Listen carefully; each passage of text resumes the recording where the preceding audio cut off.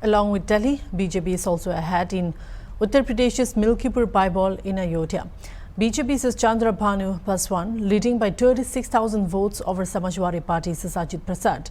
Reacting to this, BJP MP Dinesh Sharma said the positive results in Milkipur symbolize a breakdown of Samajwadi Party's arrogance over the Lok Sabha elections. Samajwadi Party should democratically accept the defeat with love.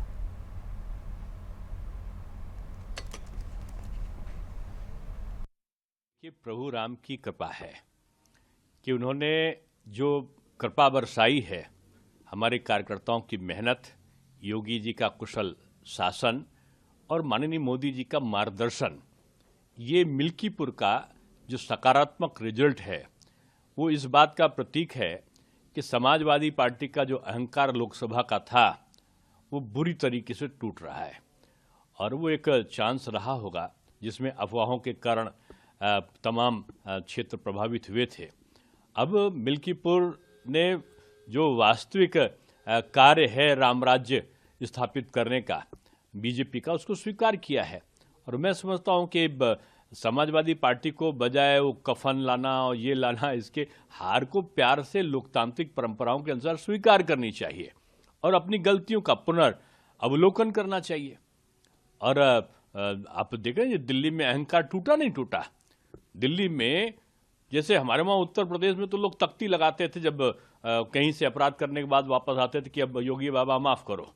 उनका दिल्ली में मैंने 3 नेताओं को देखा कि वो तख्ती लगाए थे और उसमें कहा था दिल्ली की जनता मुझे माफ़ करो, मैं आपका गंदा कीचड़ वाला पानी आपको साफ़ नहीं दे पाया, आपका यमुना जी साफ़ नहीं कर पाया, आपकी सड़क नहीं बना पाया, आपका कूड़ा नहीं हटा पाया, अब की मुझे फिर माफ़ कर दो।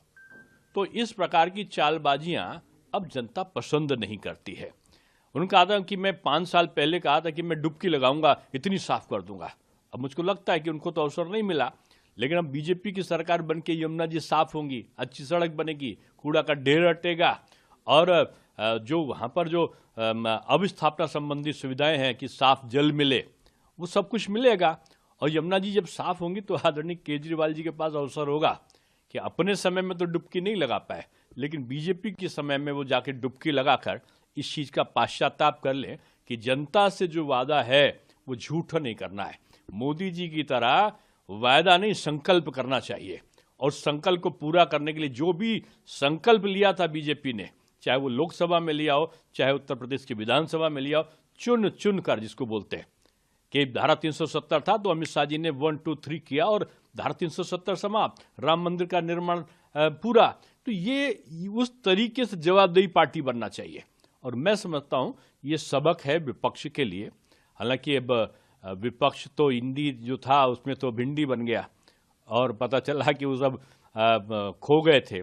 इस चुनावी मेला में यूपी के 2 लड़के अलग अलग भड़के और एक ने कहा, यूपी के एक लड़के ने, जो इनको मैं नहीं लड़का बोल रहा हूँ, उनका विज्ञापन था, उन्होंने कहा कि जो आम आदमी पार्टी के हुए हैं वो सबसे बड़े भ्रष्टाचार के हैं, शराब का घोटाले वाले। तो इन्होंने उनको कहा कि ये तो नेशनल हेराल्ड के अपराधी हैं घोटाले के।